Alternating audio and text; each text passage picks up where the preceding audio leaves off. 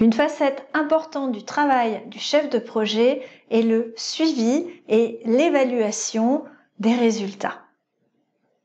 Alors, bien entendu, on évalue le projet à la fin pour savoir s'il a atteint les objectifs, mais en fait, tout au long du projet, le chef de projet doit se tenir au courant continuellement de là où nous en sommes pour que, s'il y a besoin, il puisse réagir très rapidement et proposer des actions correctives. Pour ce faire, bien, il va piloter le projet via un certain nombre de tableaux de bord et d'indicateurs. Alors, l'évaluation du projet, on l'a fait avant, pendant et après. Avant, pour mesurer quelle est la situation de départ, puisqu'on a besoin de cette situation de départ pour en fait décider de nos objectifs. D'accord? Pour se fixer des objectifs réalistes, il faut bien savoir de où l'on part aujourd'hui. Et puis, du coup, vous allez évaluer en fin de projet la situation finale et bien vérifier que nous avons atteint les objectifs comme nous le souhaitions. Ensuite, pendant le projet, on va suivre son avancement, on va suivre le respect du budget. D'accord? Donc tout ça, en fait, va faire l'objet d'un certain nombre d'indicateurs, de tableaux de bord. C'est vraiment la mission du chef de projet de piloter ces éléments. Alors un rappel sur la manière dont sont définis les objectifs. D'accord? On a l'habitude de dire que les objectifs doivent être SMART. Alors SMART, ça veut dire à la fois intelligent et élégant. Donc j'espère que vos objectifs seront très intelligents et très élégants. Spécifique, c'est-à-dire vraiment précis, mesurable. C'est à cette condition qu'on pourra donner un indicateur chiffré et vérifier finalement l'évolution de cet indicateur pour vérifier objectivement l'atteinte de l'objectif. Actionnable signifie qu'on a un levier d'action pour faire bouger la situation vers la situation attendue. Réaliste, oui, ça ne sert à rien d'être trop ambitieux parce que si les personnes sachent d'entrée de jeu que de toute façon on n'atteindra pas l'objectif, bien forcément, ça n'a rien de motivant. Et enfin, défini en termes de temporalité, bien délimité dans le temps. Une fois que l'on a bien défini ces objectifs, eh bien, on va les transformer en indicateurs. Un indicateur, c'est un chiffre, c'est une valeur que l'on va pouvoir mesurer et qui traduit l'atteinte ou non de l'objectif fixé.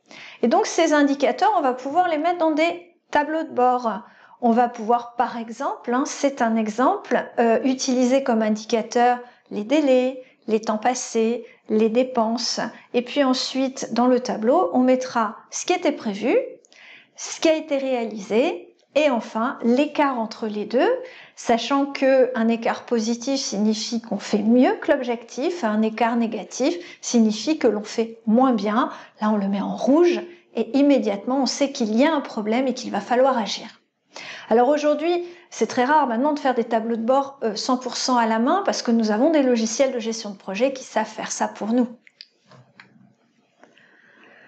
Alors pour pouvoir de manière effective mesurer l'avancement du projet, c'est-à-dire savoir exactement où l'on en est et est-ce que les tâches sont réalisées ou pas, on va utiliser deux choses, les livrables et les jalons. Alors les livrables en fait sont des productions intermédiaires que l'on livre et que l'on va donc valider. Donc en fait, ça peut être des documents, des éléments graphiques, voilà, tout élément qu'à un moment donné, vous allez livrer pour dire est-ce que cette étape du projet est terminée, est-ce que ce travail est correct et satisfait le besoin, auquel cas on pourra passer à l'étape suivante. Cette étape de validation, elle s'appelle un jalon. D'accord? Un jalon, en fait, ça va être la validation du livrable et en fait, ça va nous permettre de mesurer l'avancée du projet dans les délais.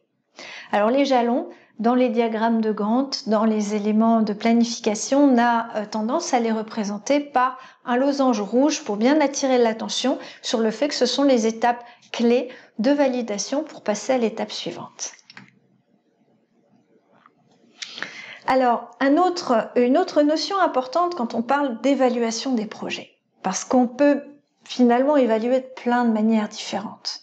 On va dire que ce que l'on est en train de faire est efficace, quand ce que l'on est en train de faire répond aux besoins. Donc le livrable est validé parce qu'il a répondu aux besoins du client et en plus il a été livré dans les délais, ce qui signifie que notre organisation est efficace et donc en tant que chef de projet, je suis déjà très contente.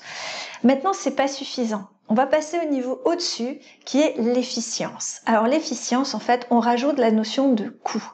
Donc l'idée, en fait, c'est de faire de la juste qualité, pas de la surqualité, d'accord? Une qualité qui est juste par rapport aux attentes de notre client, de livrer cette solution dans les délais et en maîtrisant les coûts, d'accord? Et là, on peut dire qu'on est vraiment efficient.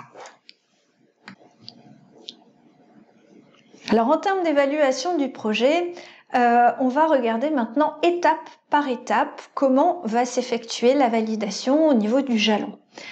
Dans l'avant-projet, pour chacun des lots du projet, donc chacune des grandes étapes du projet, on aura défini un objectif, plusieurs, on aura alloué un certain nombre de ressources humaines, financières, et puis on aura peut-être déjà détaillé un plan d'action pour cette étape bien précise. Ensuite, on va rentrer en phase de réalisation et lors de la réalisation, on est à l'étape 1 et il faut la mener à bien. On mène nos actions et puis on pense que c'est terminé, donc a lieu une réunion de validation, par exemple un comité de pilotage qui va nous servir de jalon.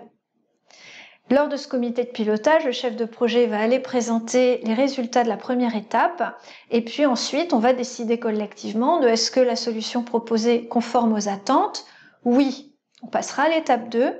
Non, on va pas en rester là. On va pas juste dire ça ne fonctionne pas, ça correspond pas aux besoins. Là, deux possibilités. Ou en fait, il faut mener des actions complémentaires que l'on appellera des actions correctives qui vont nous permettre assez rapidement de pouvoir corriger la problématique et d'atteindre notre résultat. Mais quelquefois, en fait, le problème que l'on rencontre et on peut pas le résoudre comme ça. On peut pas le résoudre par un plan d'action ou tout au moins on peut pas le résoudre par un plan d'action parce qu'il nous faut un budget complémentaire ou il nous faut des ressources humaines complémentaires. À ce moment-là, vous voyez, on va aller modifier finalement des éléments que l'on avait pensé valider à l'avant-projet. On va pouvoir, par exemple, diminuer notre objectif. Alors ça, on fait ça en dernier lieu, quand vraiment on se rend compte que on ne peut pas faire autrement, on va être un peu moins ambitieux sur l'objectif. On va allouer des ressources complémentaires, des ressources humaines ou alors des ressources financières par exemple. On va modifier notre plan d'action. Souvent quand on modifie le plan d'action, c'est surtout qu'on va élargir les délais, on va se donner un peu plus de temps. D'accord ? Souvent on ne fait pas les trois. D'accord ? On va commencer par regarder si en se laissant un peu de temps, on va y arriver. Si on ne peut pas, souvent ça va conjointement d'ailleurs avec une allocation financière, puisque on va consommer du temps, on va consommer des ressources, donc le budget du projet augmente. Et si vraiment on se rend compte que c'est urgent, par exemple, et qu'on ne veut pas modifier les délais, on ira modifier notre objectif. Et cela, en méthode classique, on va le faire étape par étape, suivant bien l'approche que l'on aura déterminée. En approche agile, vous voyez que c'est un petit peu le même phénomène qui se passe, sauf qu'on n'aura pas cet avant-projet détaillé, d'accord ? On aura simplement la description de user case, c'est-à-dire de cas d'utilisation. On va décider de démarrer un sprint que l'on va livrer. On va valider si oui ou non il correspond aux attentes du client. Et en fait, on mènera un autre sprint pour venir enrichir progressivement notre solution. Alors maintenant, forcément, quand on évalue, on constate des problèmes. D'accord ? C'est pour ça aussi qu'on évalue, pour se rassurer en disant tout va bien. Mais bon, malheureusement, en gestion de projet, on a quand même assez fréquemment des soucis. Donc là, je vous propose une méthodologie qui permet assez rapidement, en fait, d'analyser le problème et de présenter et d'imaginer les solutions possibles. C'est un arbre des causes et des conséquences. Donc en plaçant le problème au centre, vous allez pouvoir identifier les causes du problème, puis les causes des causes, d'accord ? Donc on va essayer de remonter comme ça jusqu'à une cause sur laquelle on a un levier d'action, d'accord ? Si on a un levier d'action sur la cause du problème, on n'a plus de problème. On a le problème de mettre en œuvre cette action sur cette cause, d'accord ? Et donc là, ça va nous amener effectivement à revoir notre plan d'action puisque on aura des actions correctives à mener pour corriger les causes du problème. Et puis, c'est pas suffisant. D'accord? Parce qu'en fait, si l'on a ce problème-là aujourd'hui, cela aura des conséquences sur le suivi du projet. Tout simplement, par exemple, comme j'ai ce problème, je prends du retard. Si je prends du retard, je mets en retard toutes les tâches en aval du projet. Toutes les suivantes, elles vont être en retard.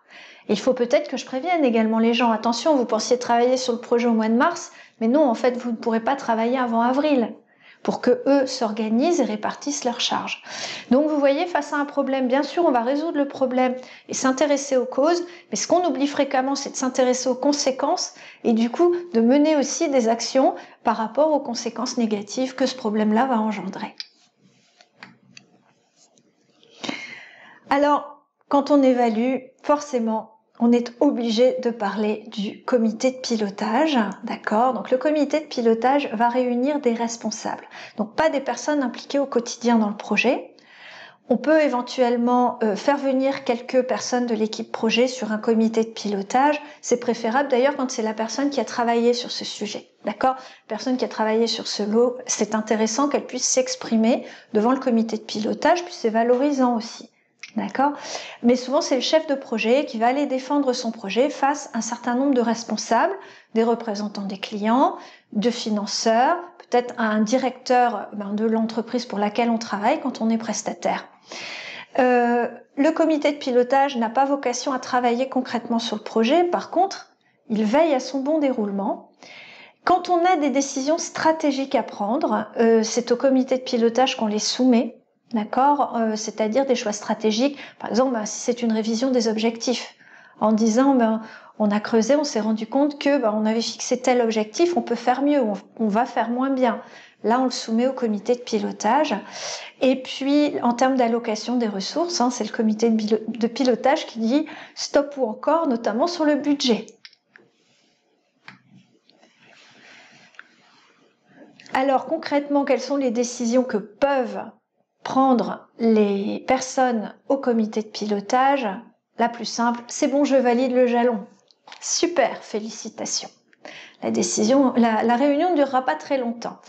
Honnêtement, la plupart du temps, il y a forcément des sujets de discussion, c'est pas juste une validation simple. On peut décider d'allonger les délais, de mener les actions correctives, d'allouer des ressources financières ou humaines en plus, de réviser les objectifs. Là, vous sentez que le comité de pilotage n'aime pas trop ça, revoir ses objectifs, voire même, dans les cas vraiment extrêmes, le comité de pilotage peut tout simplement arrêter le projet. D'accord? Par exemple, juger que au stade où nous en sommes, le projet serait tellement coûteux qu'on n'est pas prêt à mettre cela sur la table et donc on arrête. D'accord? Donc très souvent, si on arrête, on dit « mais on reprendra un peu plus tard » et après on verra bien si oui ou non on reprend.